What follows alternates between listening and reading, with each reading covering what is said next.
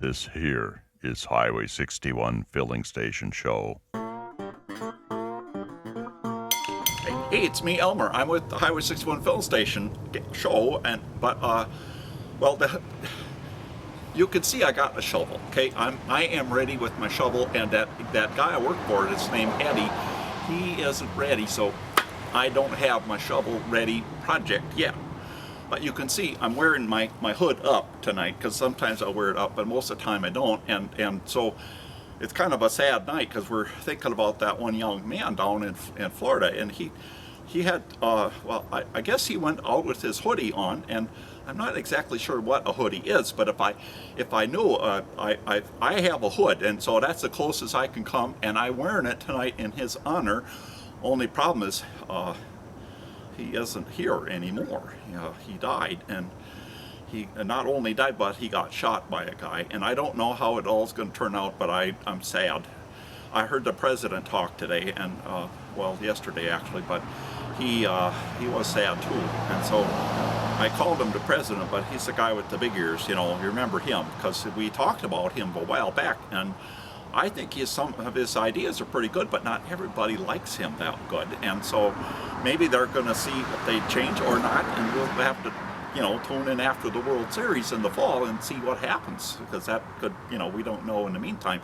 Anyhow, so I was out in L.A., that's where my crazy cousin Richard lives, and he was saying that I should come, and so I got done there, but when I was there, I noticed some funny things about L.A., and one of the things is that I've heard about, speaking in tongues, and I'm not sure what that is, but I know they do it in church sometimes, and some people do it and others don't. Like, when I was a kid, the Catholics, they talked in Latin sometimes, and I don't know Latin, and I'm not sure I could learn Latin, and I maybe wouldn't be a good Catholic if I couldn't learn Latin, but I could, but they'd have to, it's kind of slow to teach me. So anyhow, here's the deal.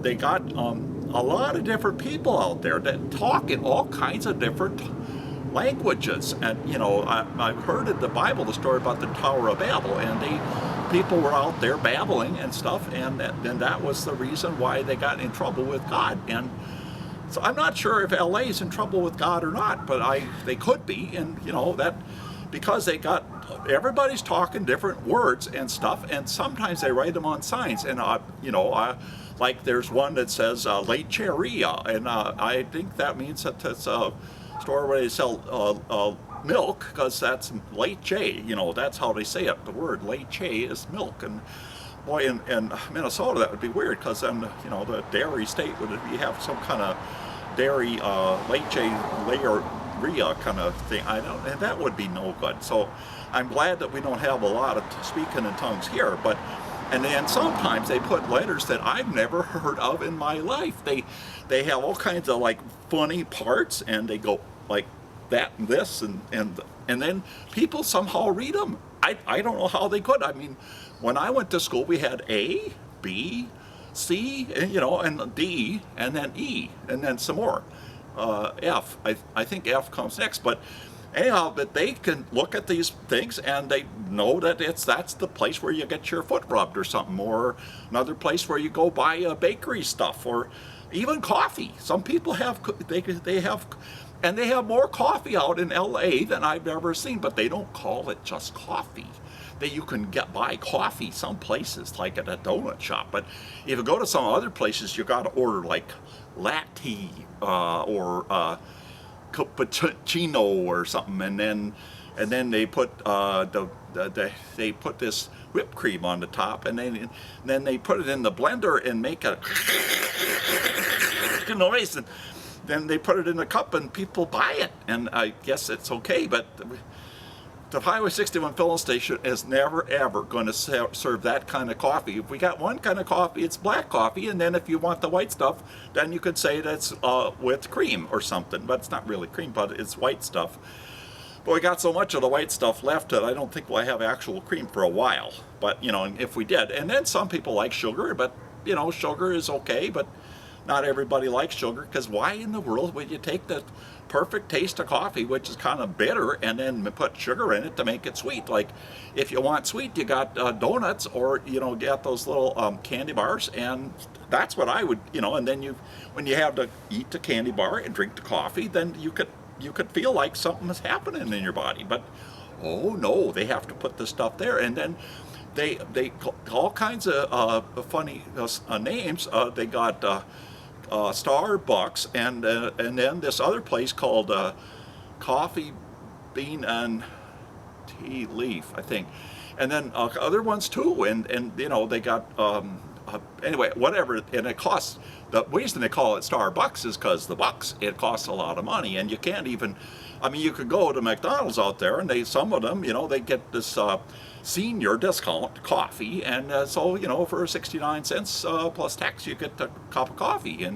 But no, not at Starbucks, because that costs like $1.50 or $1.70 or something like that, just for a cup of coffee, just for a teeny little cup of coffee that just.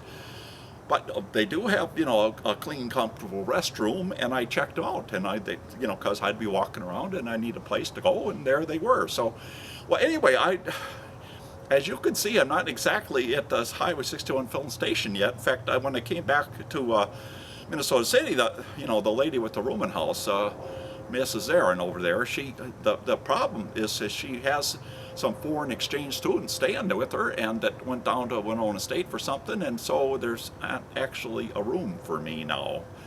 But there will be in a little while, because those students will be done, and then I can have my own room again.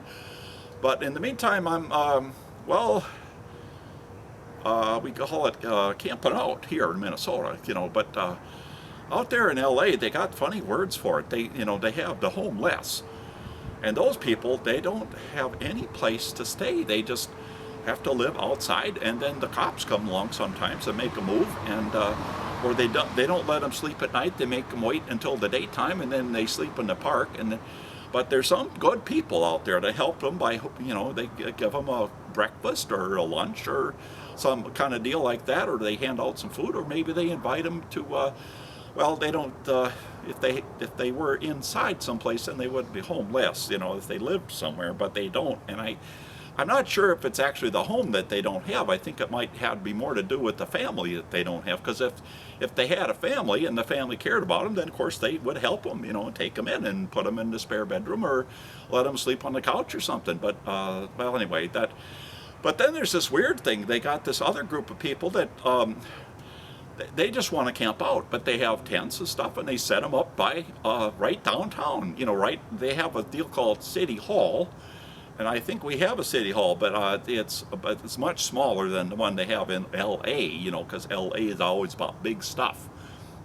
Anyway, so what we got these people called Occupy L.A., and I think they're just camping out, but they seem to think they're doing something more than camping out. And how that's going to make difference, I don't know. But the police were real patient for a long time, and then all of a sudden they got real mean, and they come in and with their billy clubs, and they kind of make a move, and not only that, they arrested some of them, and they did some. Well, anyway, I don't know what happened to them, because I wasn't down there, because I was sticking out, with my crazy cousin Richard, and he lives. Well, it's kind of a dry place. They call it the Valley. I don't know if that's good or bad, but it's not Santa Monica, that's for sure, darn sure, because I went to Santa Monica one time on Sunday, and they have a beach there, and it's a great big beach.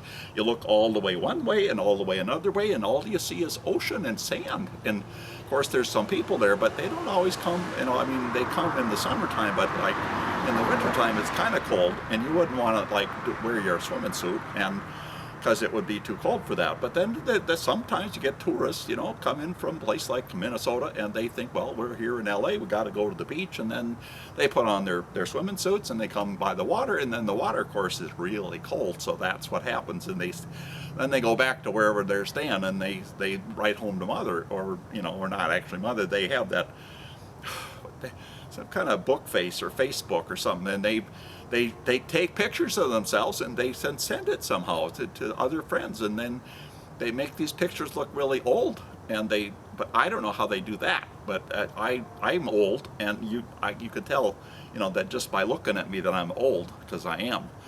Anyhow, here's the deal. And Eddie, he's the guy that said I was supposed to come back here, and he'd have a shovel-ready project for me.